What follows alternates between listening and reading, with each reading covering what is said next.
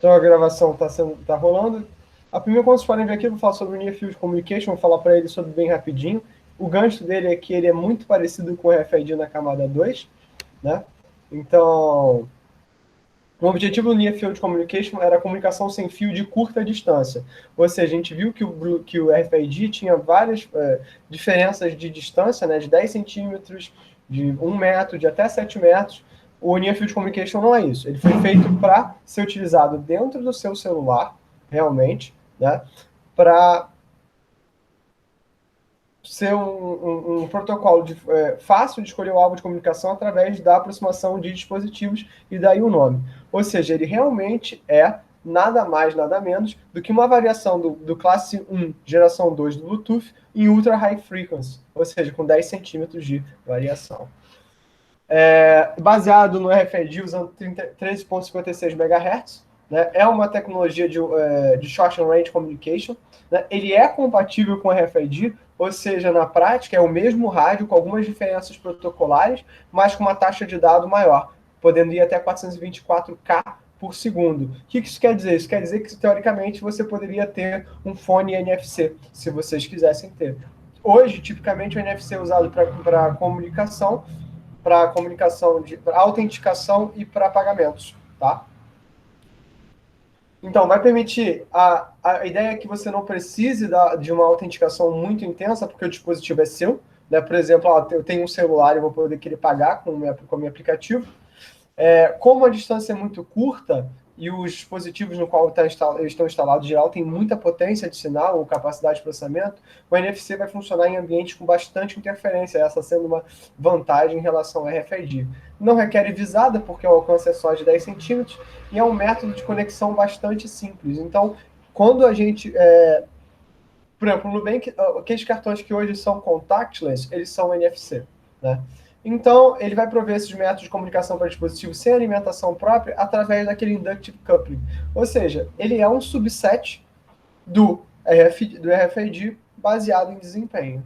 Então, hoje ele está sendo usado para ônibus, né? O caso do Rio de Janeiro é um caso desse, Smart Keys e pagamentos. Para vocês terem noção de como isso é interessante, desde o Samsung Galaxy 3, né? Hoje já está no Galaxy 114, sei lá qual modelo do Galaxy que a gente está hoje em dia, né? Já tem NFC embutido. Tá? E essa passa a ser uma vantagem do NFC frente a, por exemplo, o Zigbee ou, por exemplo, o próprio RFID, que ele já está embutido num dispositivo que a gente usa diariamente, que é o celular.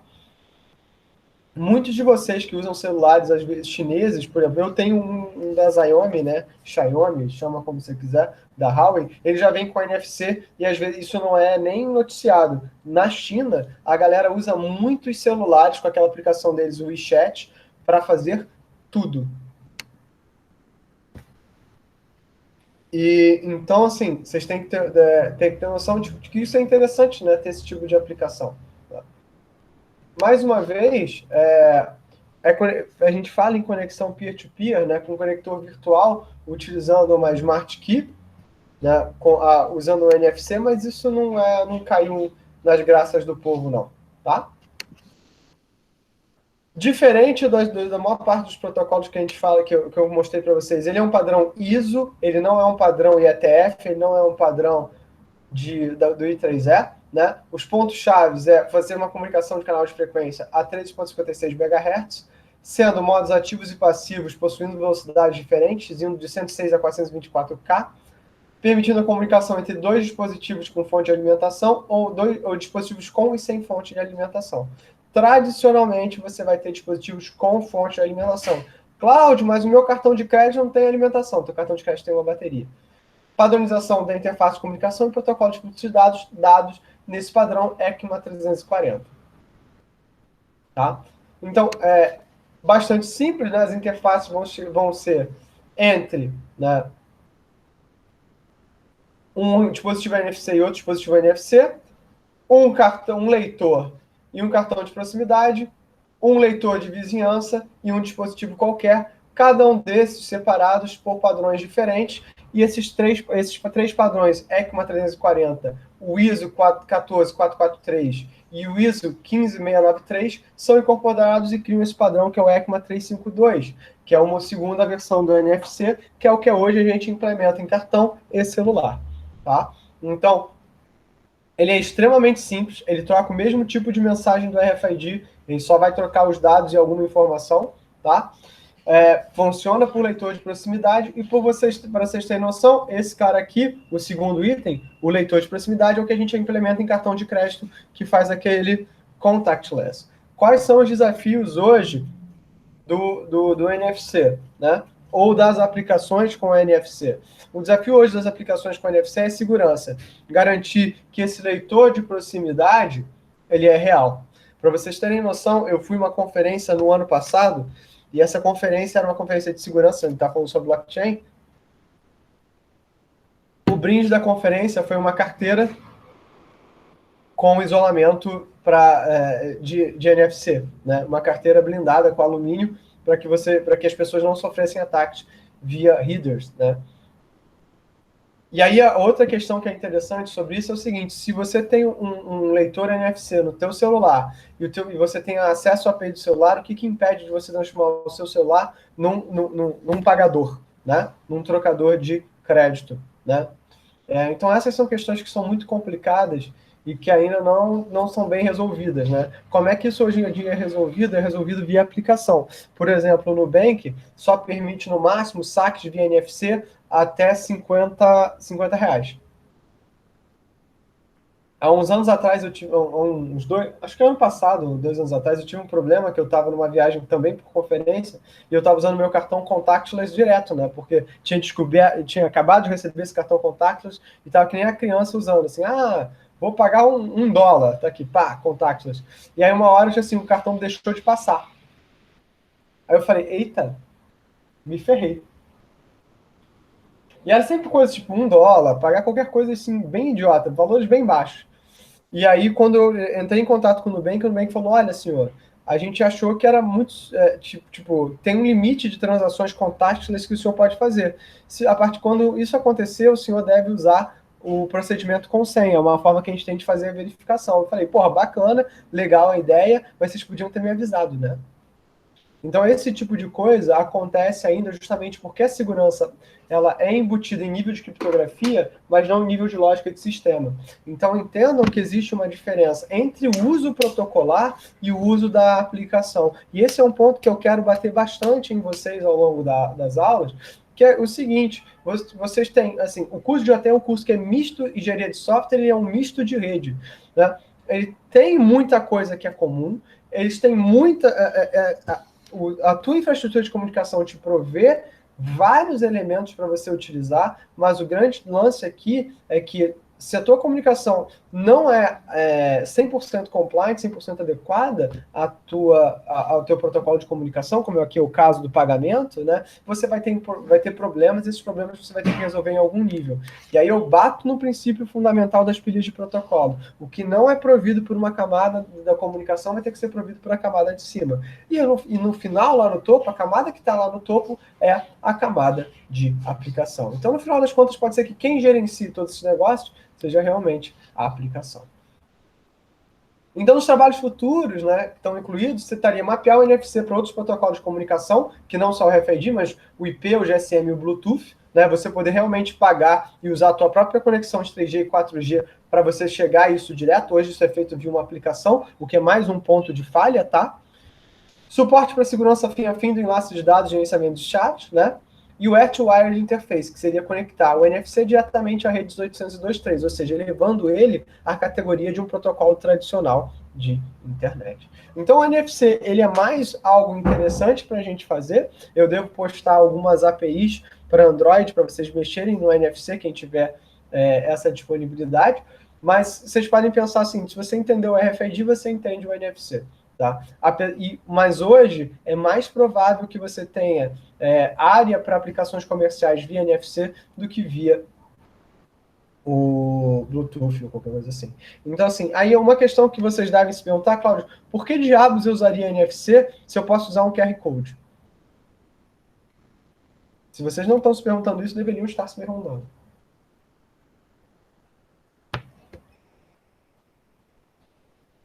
Alguém? Ninguém? Vocês estão aí?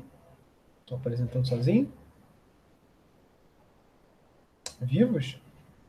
Todo mundo desligou o microfone e foi almoçar? O QR é mais vulnerável? Não necessariamente, Stanley, não necessariamente. O QR ele é mais trocável, sim, mas como eu falei, você pode estar com o seu celular e, ser invadido. Na verdade, é uma questão de facilidade, né? O NFC, mas o QR para tirar uma foto de longe. Não só isso, eu posso simplesmente fazer. Vocês já jogaram Pokémon?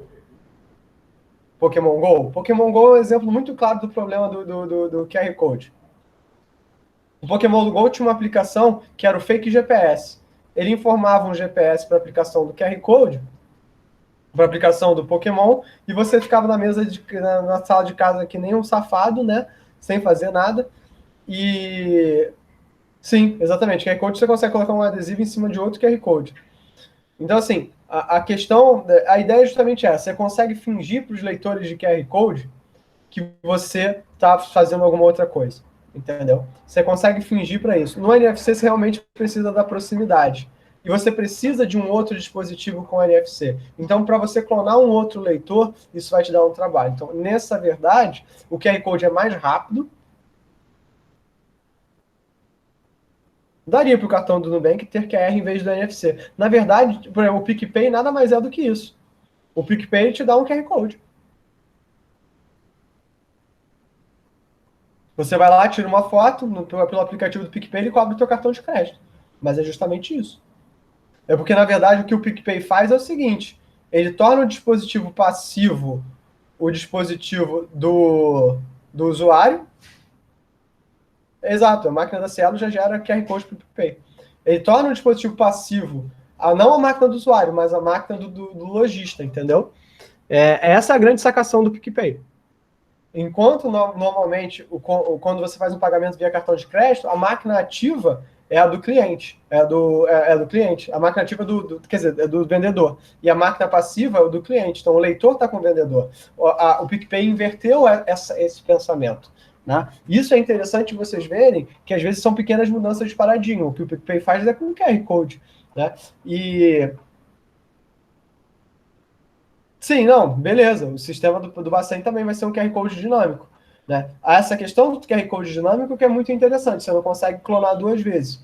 Né? Você não pode usar o mesmo QR Code duas vezes. Mas aí tem um porém. É o mesmo problema de criptografia. Se eu encontro o padrão que gera esse QR Code, beleza, eu tenho um problema. Se alguém vaza as chaves, isso é um problema. Ou seja, gente, entenda o seguinte: segurança é o desafio do século XXI em termos de comunicação. Tá? Então a gente está sempre nesse jogo de gato e rato. Então, por mais que seja muito simples, você ter um celular que faz tudo, é muito bizarro você ter um celular que faz tudo, entendeu? Esse é o ponto que eu quero que vocês tenham bem claro na cabeça de vocês, o quão bizarro é ter um celular que faz tudo. É maravilhoso, é prático. Gente, eu uso meu celular para milhões de coisas. Se alguém me rouba o meu celular, eu vou entrar em desespero, chorar no chão, porque eu vou ter que cancelar um monte de coisas que hoje estão no celular, cartão de banco, mas isso é um problema. Eu tenho colegas meus que eles são da seguinte filosofia: eles têm dois celulares, dois dispositivos móveis.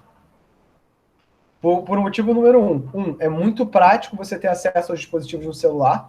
A interface, por exemplo, eu costumo brincar que o aplicativo do Banco do Brasil é muito melhor do que o Banco do Brasil em si. Né? Que o dia que o aplicativo do Banco do Brasil imprimir dinheiro, né, eu nunca mais vou no Banco do Brasil. Eu estou em casa, gente, desde o dia 14 de março, né, que foi a sexta-feira antes da pandemia. Eu não saí mais, saí uma vez para uma reunião na Secretaria Estadual de Saúde, mas depois eu não saí mais. Então, assim, eu tenho o mesmo dinheiro que eu tinha no dia 14 de março. Tudo que eu fiz, mercado, fast food, foi tudo via cartão de crédito. Então, por exemplo, assim, eu não sinto falta de ir no Banco do Brasil. Então, esses meus amigos que ficam extremamente frustrados, né, o que eles fazem? Eles têm um dispositivo em casa que só fica em casa com os aplicativos de banco e o celular da rua tem as outras coisas, WhatsApp, besteiras, né, e-mail, né? E só isso já é muito problema. Então, o NFC ele traz muitas possibilidades. Eu gostaria, né, que uma das coisas que eu vou botar hoje para vocês darem uma olhada é vocês pesquisarem sobre o Apple Pay, tá? como funciona. E, né, já teve algumas iniciativas, a Oi já teve uma espécie de cartão de crédito que ficava embutido na conta de celular. Foi um fracasso miserável da Oi na época, não porque a tecnologia fosse ruim, mas porque não era o momento. Né? E aí entra um segundo ponto que eu quero falar para vocês, que é o seguinte: tecnologia tem momentos. Você não adianta você botar algo muito futurista, muito cedo, porque as pessoas não adotam essas tecnologias. É o caso, por exemplo, do Google Glass. O Google Glass é uma máquina, é um dispositivo excepcional. Ele tem N usos. Imagina você estar numa cidade e você não precisar de um guia, porque o teu guia, na verdade, é um robô com inteligência artificial e com reconhecimento de padrões. Você está vendo uma ponte, aparece dados sobre a ponte, coisas interessantes que tem ao redor, né? Isso são coisas que um Google Glass pode ser, mas quando ele foi lançado, as pessoas falam, pô, mas para que eu vou usar isso, entendeu? Então tem um trade-off aí entre a adoção da tecnologia, aplicações para essa tecnologia e entendimento dessa tecnologia. Essas são coisas que vocês têm que ter muita ciência. O PicPay, ele não seria utilizado há 10 anos atrás.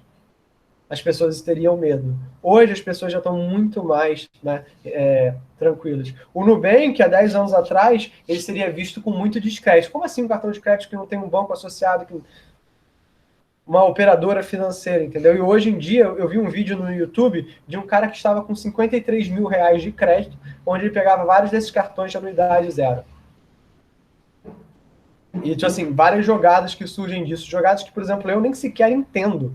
Não, mas essas são coisas possibilitadas por um uso da tecnologia, né? Então, mesmo isso que a gente está fazendo hoje em dia, assim, que eu estou dando aqui aula para vocês, né? Essa aula para vocês só é permitida por essa tecnologia, mas mesmo hoje, em 2020, isso é muito mal visto, isso é visto com maus olhos por diversos fatores, por diversos setores da sociedade civil. A própria universidade é muito reticente ao uso de aulas remotas, né, por uma série de razões, inclusive justas. Né? Então, a adoção da tecnologia depende de fatores que não são só fatores da qualidade da tecnologia, mas fatores que referem-se ao tempo, fatores sociais e fatores sociais, eu digo socioeconômicos, né? E fatores culturais. Então, essa questão de você criar uma cultura de aplicativos, uma questão de você criar uma cultura de troca de mensagem, uma questão do sem fio, né? Há 10 anos atrás, quando o próprio MacBook Air lançou, 12 anos atrás, quando o primeiro MacBook Air lançou, já faz 12 anos, meu Deus, as pessoas falam, cara, essa máquina é idiota, não tem nenhuma placa de rede cabeada.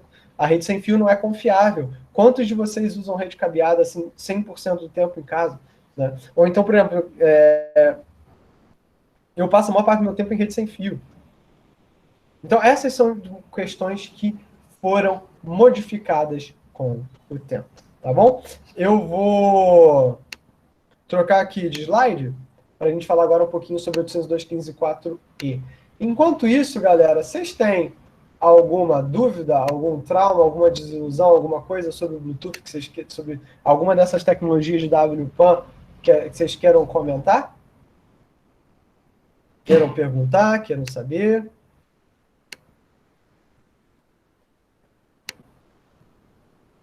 Não? Então eu vou tocar esse barco aqui para frente.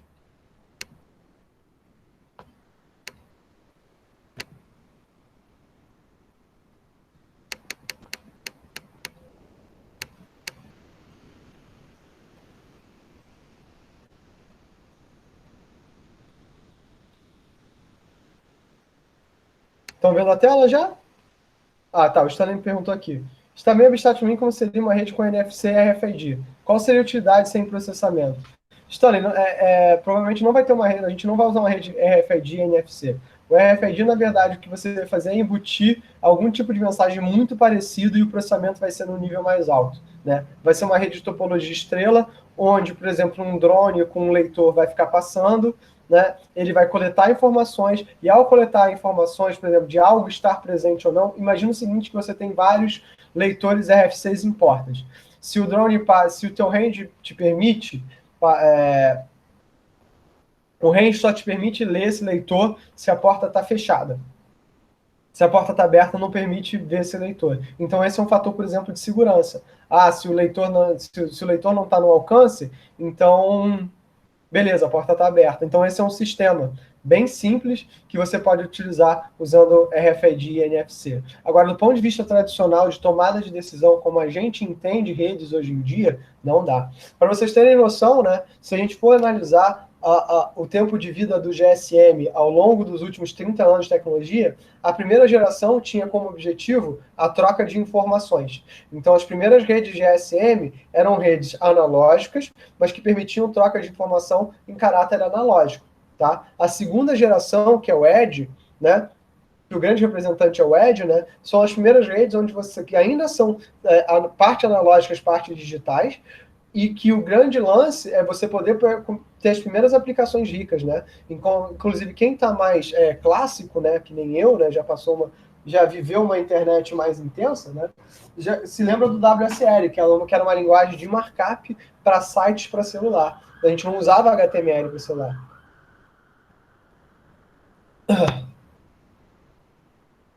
Não, tem que ser bem simples mesmo para ser muito barato.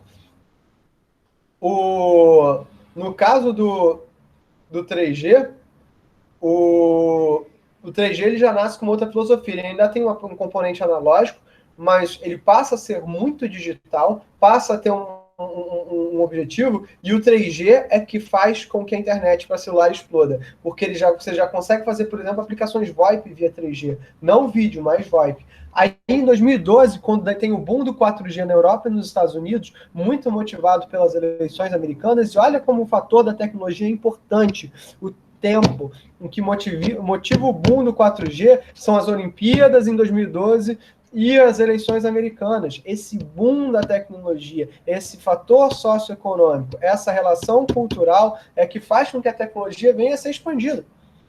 O 4G já é uma tecnologia totalmente digital. O 4G não tem nada de analógico. Até quando você fala, isso é voz, isso é VoIP. Você não está mais falando isso em momento nenhum de forma analógica. Isso é muito louco. Isso é completamente disruptivo. Tanto que os chips 4G que tem no celular de vocês, que não são 4G de verdade, eles não são necessariamente, né, funcionariam em 4G, né? O 4G seria o que eles estão chamando de 4G Plus, né, que é o LTE propriamente dito. E o 5G que está vindo aí é uma revolução da digitalização em termos da velocidade. É banda larga de alta velocidade distribuída. Né? É a realização, por exemplo, da ideia de que a infraestrutura poderia ser totalmente sem fio, né? Através de alimentação. Imagina, então, essa pandemia vai ser uma oportunidade de bons e baixos, mas está sendo, João. O Zoom era uma empresinha de nada que cresceu absurdamente durante a pandemia. Assim, multiplicou por 10 o valor de mercado. Né? As operadoras estão ganhando muito dinheiro. Né? A gente aqui em casa, a gente tinha contratado, a gente tem o contrato da Claro, né? Que só para não perder o hábito, a Claro é péssima, tá? Mas a gente contratou um modem 4G da Vivo, um plano que era tipo R$100 por mês e era tipo 100 GB por mês. Né? Que era só para dados, para caso a Claro faltasse, e minha esposa, a gente faz reunião, pudesse usar. A Vivo também é péssima, tá, gente? A Vivo já fez besteira, já cancelou o plano sem nada, foi mais um processinho aí, gente. Então, processem as operadoras, não é problema, não. Mas todas essas questões. Cara, vocês acreditam que eu fui convidado para dar uma entrevista para a CNN explicando que o Covid que não é causado pelo 5G? Então, assim, isso é verdade. As pessoas acreditam nisso, mas isso é estupidez. Tá? O 5G é uma revolução em velocidade. Amanda, Você, como eu costumo brincar com os meus alunos, foram 4 anos de graduação, 3 anos de técnico, 4 de graduação, 2 de mestrado, 4 de doutorado, 1 pós-doc, não sei quantos artigos publicados para explicar que Covid não é causado por uma antena. Mas teve uma galera que botou fogo nas antenas. Isso é verdade mesmo. Então, assim, o Covid, ele é uma... O Covid...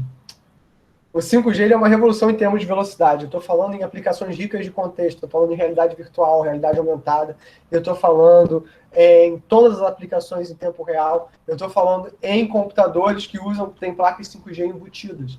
Tá? E uma das coisas que ninguém está falando, mas é que é um grande daily driver disso aqui, é você não ter um chip físico, mas chips eletrônicos, ou seja, o seu chip é uma identidade.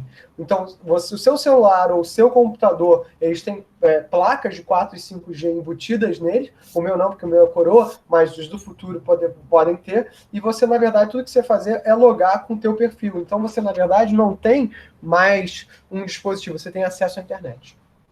Entendeu? Então, o teu profile é um acesso à internet. Então, o papel da operadora muda completamente. E o que hoje a gente chama como 6G é possibilitado por essas tecnologias que a gente está vendo aqui em IoT e por inteligência artificial. Então, a tendência é que as áreas de comunicação e IA tenham um entrelaçamento cada vez maior e que a gente chama que o que é o 6G seria velocidades bastante absurdas de comunicação, mas garantidas pelo uso de técnicas de inteligência artificial em todos os pontos da rede, para otimização de processos. Sejam alguns dos papers que eu elenquei, que eu vou colocar para vocês darem uma olhada, como leituras opcionais dessa semana, são exemplos de uso de técnicas de otimização, né, como, por exemplo, cadeias de Markov, que são ideias anteriores ao 802.15.4. Tá? Então eu vou começar aqui a minha apresentaçãozinha. Então isso aqui, vocês estão vendo aqui, é o que eu tinha colocado para vocês, né? Que eu tinha na camada física, né, o rádio 802.15.4, na camada MAC, um MAC aqui, uma camada SSCS de interconexão com os LL6, né, para fazer uma LLC de camada 2 ou outros LL6 quaisquer, como 802.11. Então aqui eu teria, isso aqui era a infraestrutura do 802.15.4. Né? Ele podia funcionar no modo sem beacon, ou com beacon, unslotted ou slotted. Pode falar. Para mim está aparecendo o slide inicial. Agora não sei, eu acho.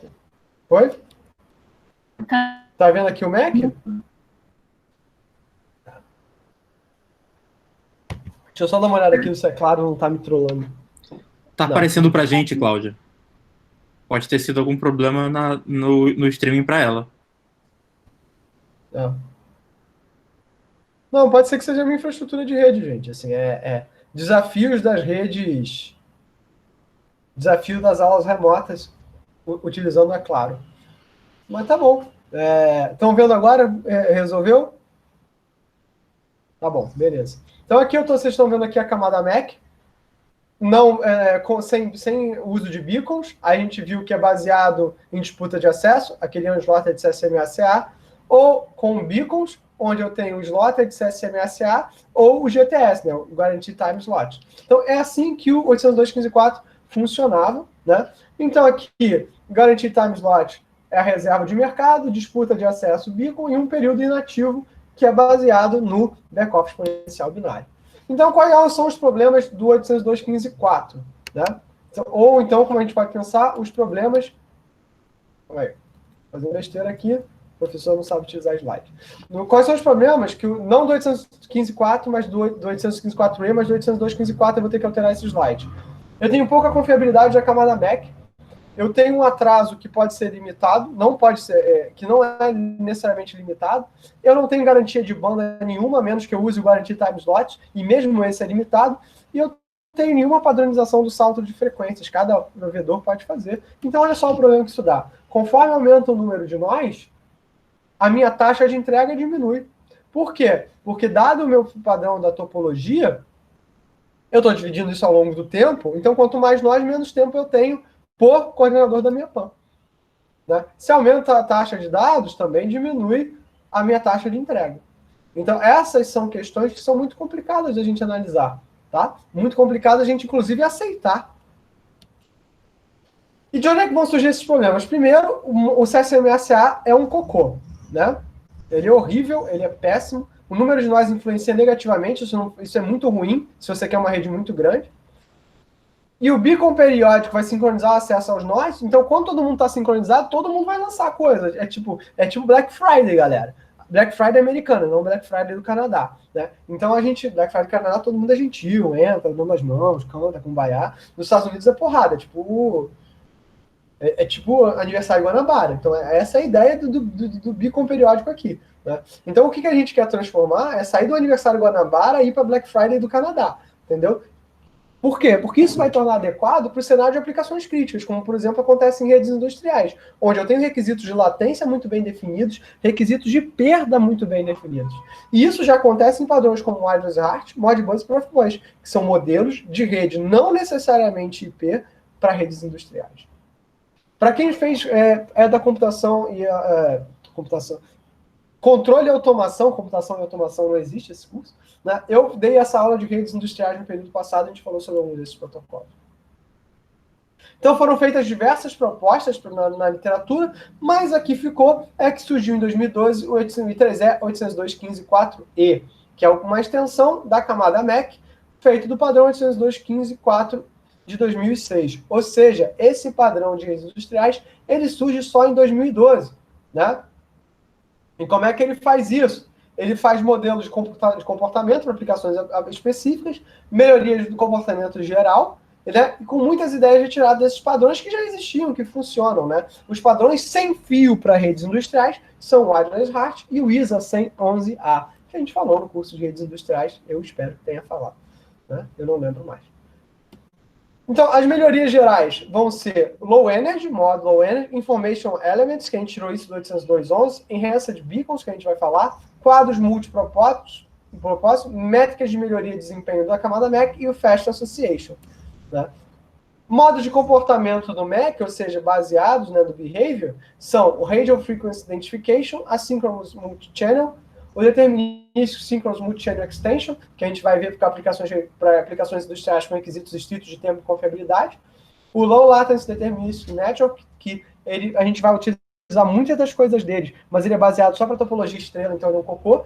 E o Time Slotted Channel Hopping, que é o mais importante deles, que é a automação de processos.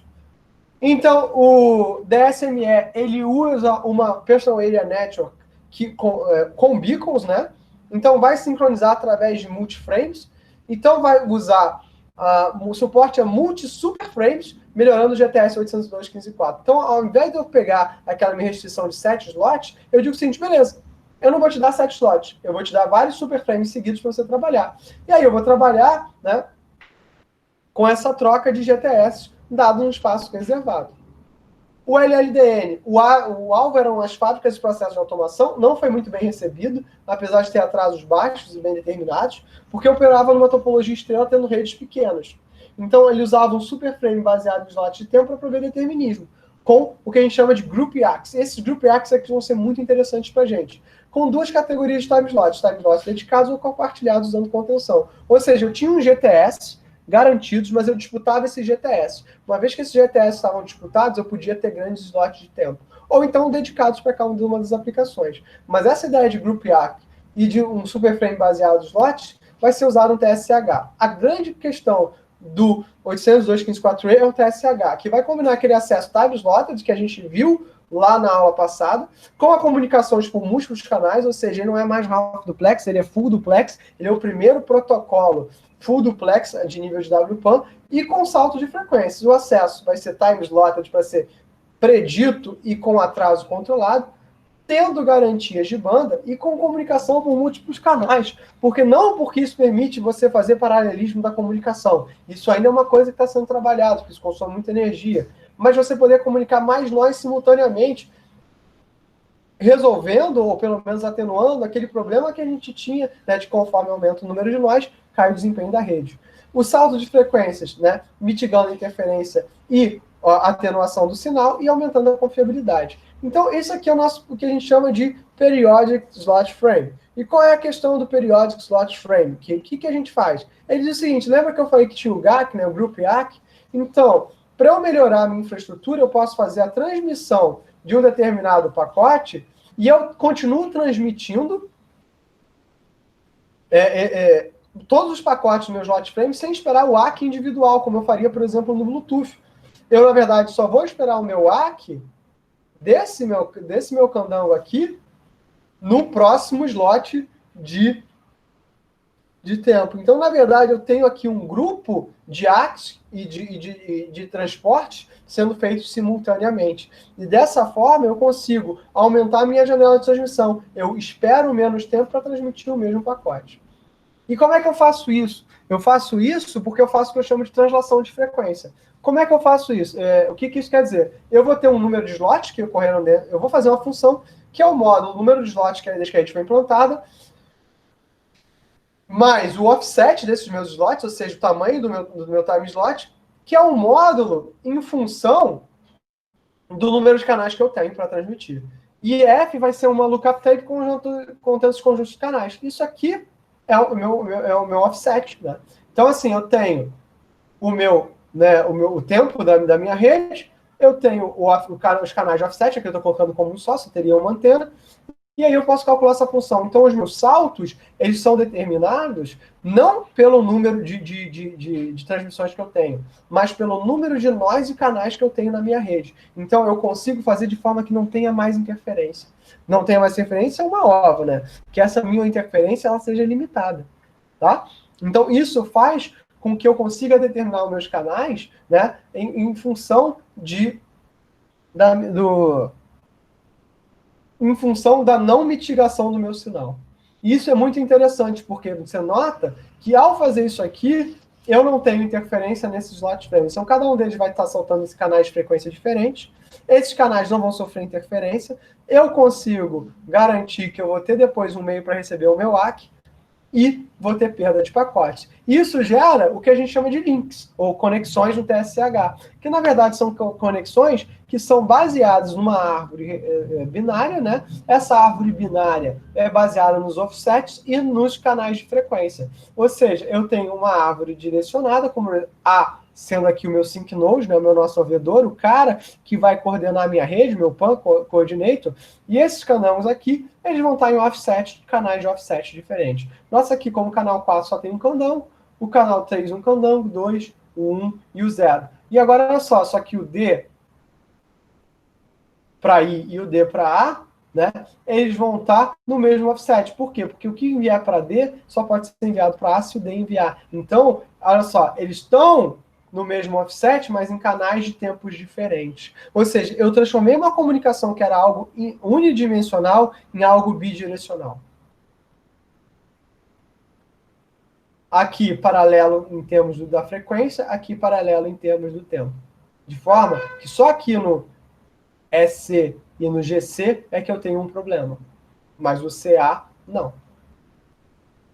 Aqui eu disputo acesso ao meio. Aqui nos outros, não.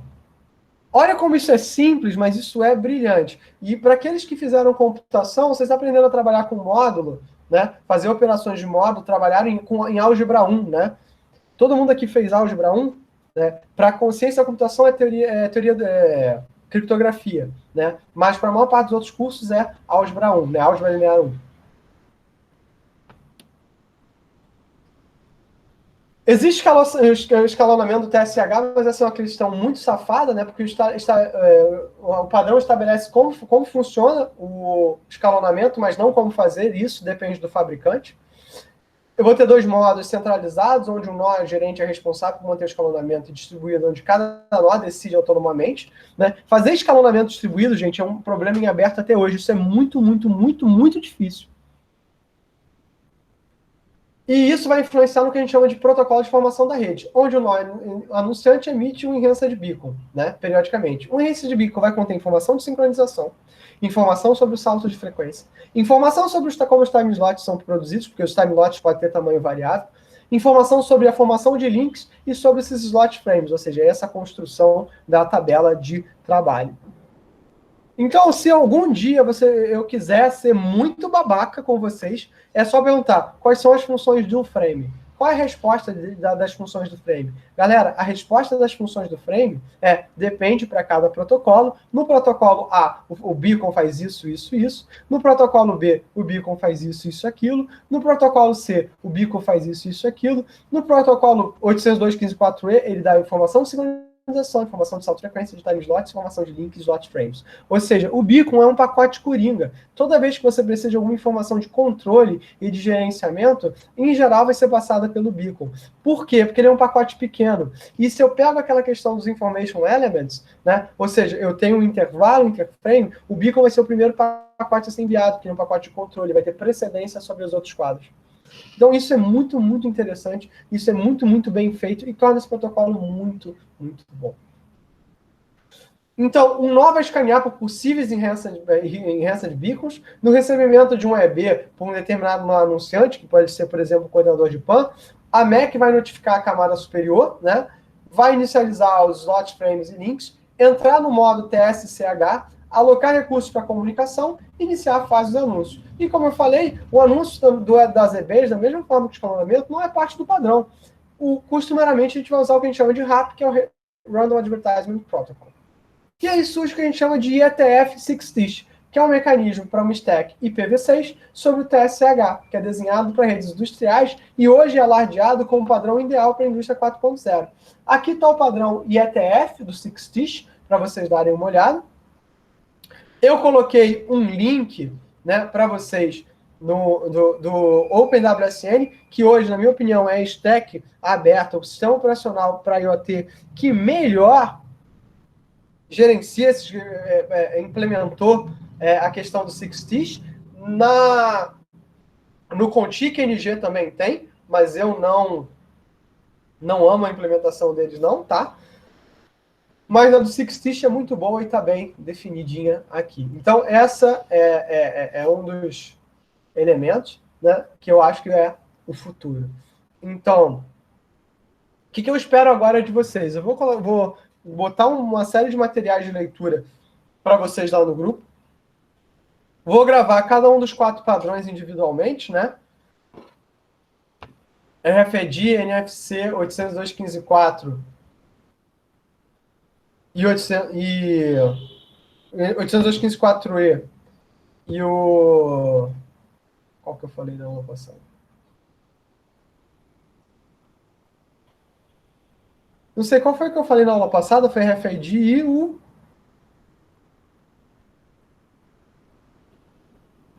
BLE. Vou gravar individualmente cada um desses vídeos, né, em vídeos bem curtinhos. Vou passar para vocês esse material e passar esse trabalho, que é a leitura dos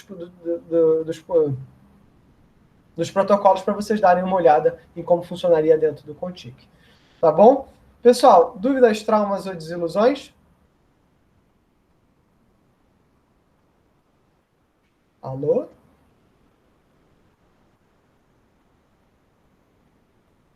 Por favor? Nenhum trauma. É bom, nenhuma. De boas. Beleza. De boas. O que eu vou fazer agora é botar, então, muito material para vocês darem, por enquanto, pelo menos. Eu vou colocar para vocês muito material de leitura, muito paper, né? Alguns papers são papers até famosos, e os papers opcionais, em geral, são papers para mostrar o seguinte, o quanto de ciência... Tem um paper que é muito legal, ele é lindo, ele é feito usando cadeias de Markov para projetar qual é a melhor rede 6TIS. Pô, fantástico. É um lixo, né? Porque ninguém nunca vai usar isso na vida de tão complicado que ele é. Então tem muita questão da literatura, gente, que é muito boa do ponto de vista de ciência, mas quando vira produto, não funciona. Entendeu? Porque é um produto tão complicado que não pode ser implementado. Olha só que coisa louca. Então, assim, o que eu acho que vocês têm que tomar cuidado é o seguinte, né? Vocês vão seguir mestrados e doutorados de 2 caminhos. Vocês podem ter uns mestrados e doutorados que vão buscar levar o estado da arte à última consequência, a técnica pela técnica, e isso tem um valor para a ciência, porque estabelece para a gente um padrão, né? E vai ter alguns de vocês que vão fazer mestrados e doutorados bastante aplicados, soluções que podem ser utilizadas diretamente dentro do dia a dia. Os dois têm muito valor, vocês só vão ter que decidir claramente o que vocês vão querer fazer. Tem desafios nos dois. O 6TIS, vocês vão ver vários papers falando sobre redes industriais e mostrando que existe uma necessidade. Isso aqui resolve a necessidade. E tem muitos papers falando, mas a gente poderia ter resolvido usando padrões de literatura. Mais ou menos, Jonathan. Na verdade, é que a primeira, tudo que você tem que fazer é ser muito muito bom no que você faz sem se importar com o mundo real. Então você vai ver soluções que são excelentes, mas só vão poder ser utilizadas daqui a 20 anos. Só que daqui a 20 anos as pessoas esquecem delas. Então, uma das estratégias que eu trato quando eu lido com o IoT é basicamente olhar, mas o que a gente viu nos anos 80? Porque os computadores dos anos 80 são muito parecidos com os sensores que eu tenho hoje.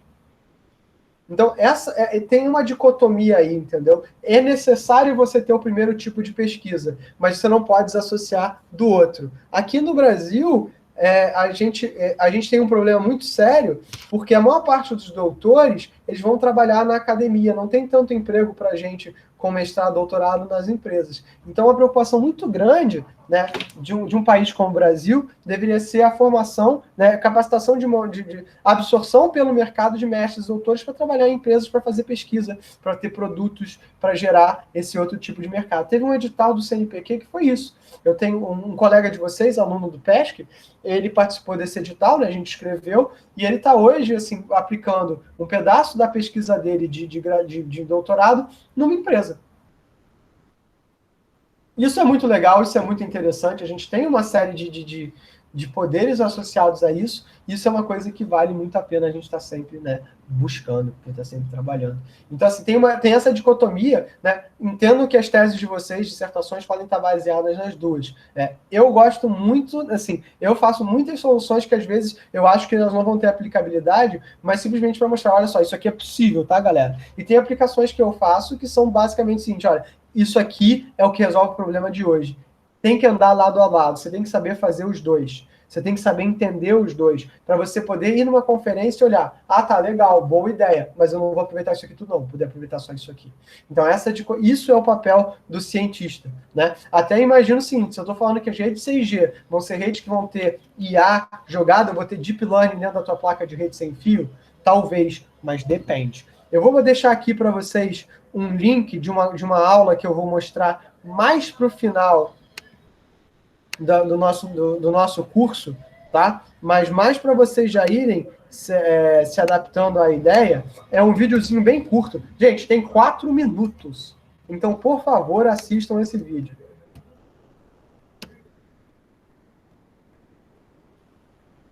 É um vídeo mostrando o TensorFlow Lite, que é uma adaptação do TensorFlow, né, o framework de Deep Learning do Google, para funcionar dentro de um Arduino ou de dispositivos de baixo poder computacional. Tá? Então, isso são coisas que são muito importantes. Quando eu falo em rede 6G, é desse tipo de coisa que eu estou falando, só que em larga escala. A gente está falando o que a gente chama de NPU, Network Processing Units, processadores dedicados para processar operações de rede. Então, assim, o curso, assim, eu estou trabalhando fortemente, eu vou dar no próximo período, né, no PLE, eu vou dar 3 disciplinas, de até para graduação, segurança, que é uma disciplina que eu ministro, mas que eu não sou especialista, eu não gosto tanto, PLE. Período letivo excepcional para graduação. E rede de computadores. Mas o curso de rede de computadores é um curso que está me dando um trabalho dos infernos, porque eu estou remodelando ele totalmente. Eu estou mudando completamente o curso de camada de rede para incluir Software Defined Networks e virtualização, e mudando a camada de enlace para incluir não só a camada cabeada, mas incluir rede sem fio tradicional. Então, assim, é um curso que já era puxado, mais puxado vai ficar, mas o ambiente de rede mudou, né? IoT está embutido nisso, né? Vocês têm um outro colega de vocês, mas é do outro programa que eu faço parte, né? Que eu estou migrando para o PESC, então ainda tem alunos desse outro programa, que é o PPGI, né? Que ele está trabalhando com modelos de segurança para IoT.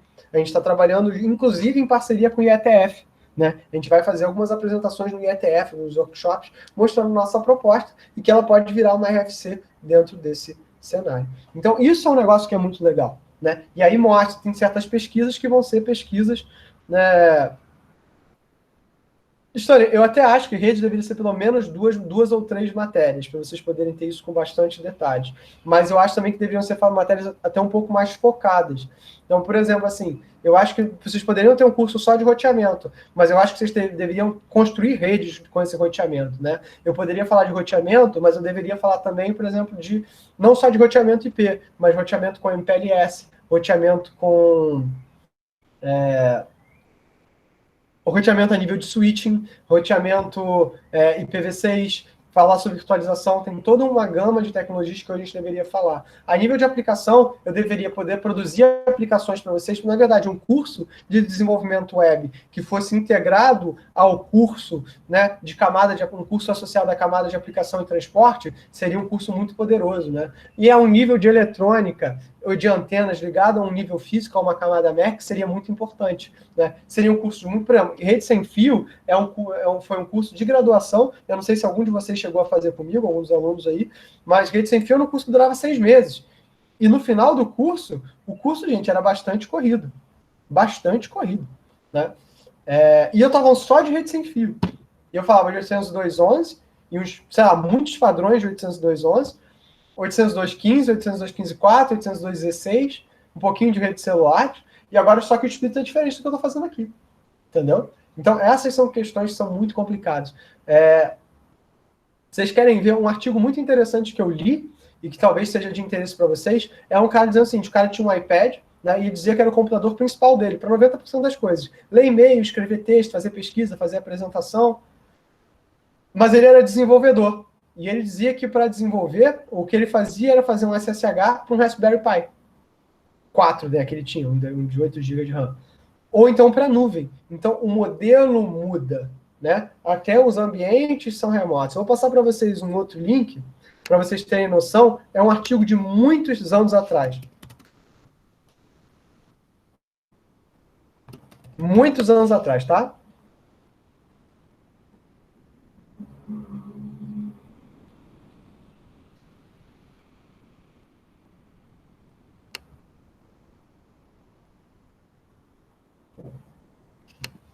E ele é muito interessante porque ele mostra esse cenário como a rede é importante, né? Toda vez que eu mostro, os alunos que são do meu laboratório já estão me xingando, falam, caraca, Cláudio, você está falando de novo desse assunto, você não tem vergonha na cara? Não tenho não. É um cara que ele trocou, né? Tipo assim, o MacBook dele, né? Por um iPad, mais um setup na nuvem, tá? Então, isso é totalmente possível hoje em dia, tá? E a gente está vendo coisas como o Samsung DeX surgindo.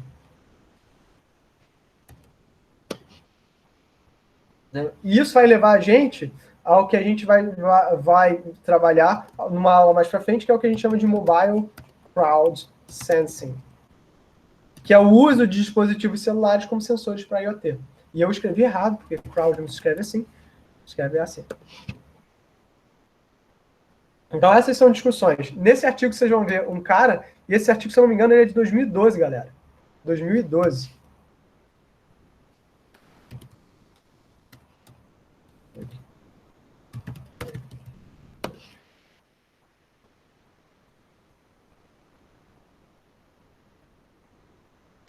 É, 2011. Ou seja, isso é uma ideia. Já tinha uma galera fazendo isso em 2011.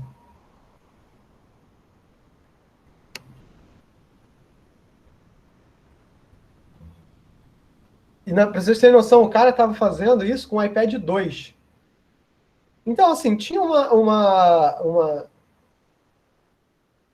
Tem uma galera trabalhando com esse tipo de coisa, tem uma galera que vive dessa forma. E tem aí um espaço para ser trabalhado.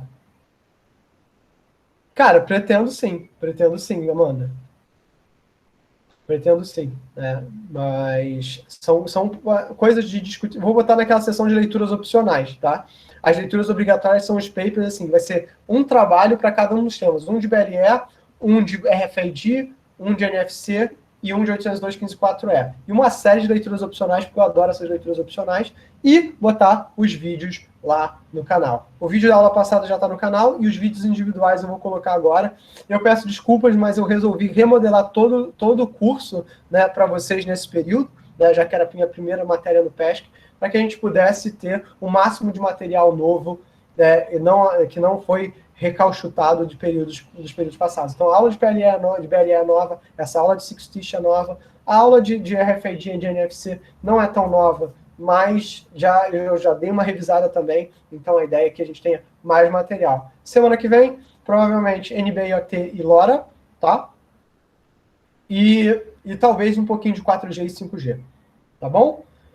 mais uma vez, pessoal, dúvidas, traumas, desilusões, coisas que vocês queiram conversar, perguntar, entender, né, discutir, né, como é que são esses padrões. Provavelmente a próxima aula de vocês também já vai ser num modelo muito parecido com a desse artigo, né, porque eu estou migrando todo o meu setup de um MacBook Air de 2012, cuja bateria está quase explodindo, para um tablet, né? Então, a maior parte das minhas coisas eu já faço na nuvem mesmo, então a ideia é que eu consiga, inclusive, dar as aulas e fazer o meu desenvolvimento todo via esse dispositivo. É um teste, né, de setup de trabalho, né? E só que quais são as vantagens que eu enxergo? Muito mais barato, muito mais leve, né? E conforme você vai ficando mais velho, você vai ficando... A bateria dura muito mais.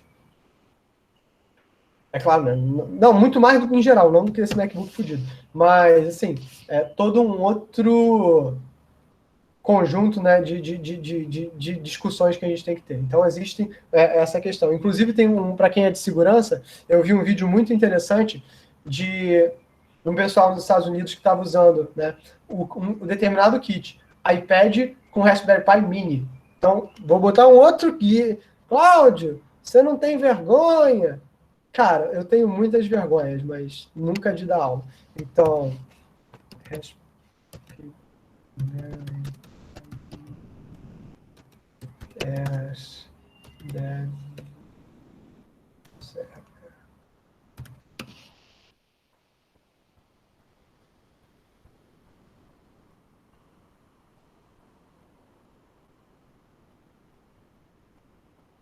que é um artigo da Free Code Camp, que também é um blog que eu gosto muito de seguir.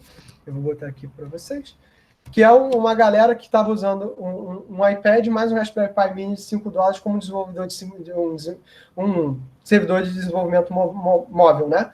E teve uma galera de segurança que fez o seguinte, estava usando um iPad com a canetinha, né? O iPad OS 14, ele já permite que você transforme letra cursiva em texto, né? Então, estava usando o iPad ligado a um Raspberry Pi Mini numa mochila, numa bolsa, e ele dava comandos de terminal usando a caneta. Ou seja, uma coisa bem mais... todo um procedimento muito mais disfarçado, né, de você estar utilizando, fazendo scan de redes. Inclusive, era uma forma indireta de você fazer o scan de rede, porque o scan de rede é feito por um outro Mac real. E como o dispositivo é muito, muito, muito barato, que o cara fazia no final era quebrar e jogar fora esse Raspberry Pi Mini. Tá? Então, essas são inúmeras possibilidades. Inclusive, eu cogitei não ter uma máquina nova, mas fazer um cluster Kubernetes na minha casa com Raspberry Pis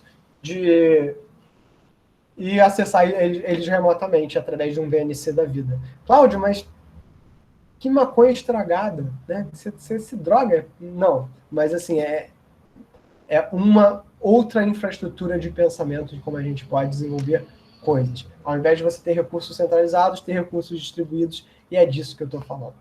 Tá bom? Dúvidas, traumas, considerações?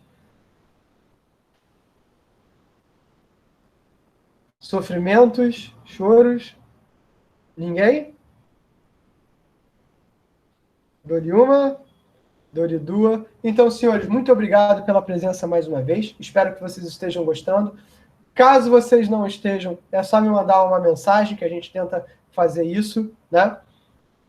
Da melhor forma possível, né? E vejo vocês na próxima terça-feira. Vou postar o link no canal, vou postar os materiais no canal e desejo a todos vocês um excelente final de semana.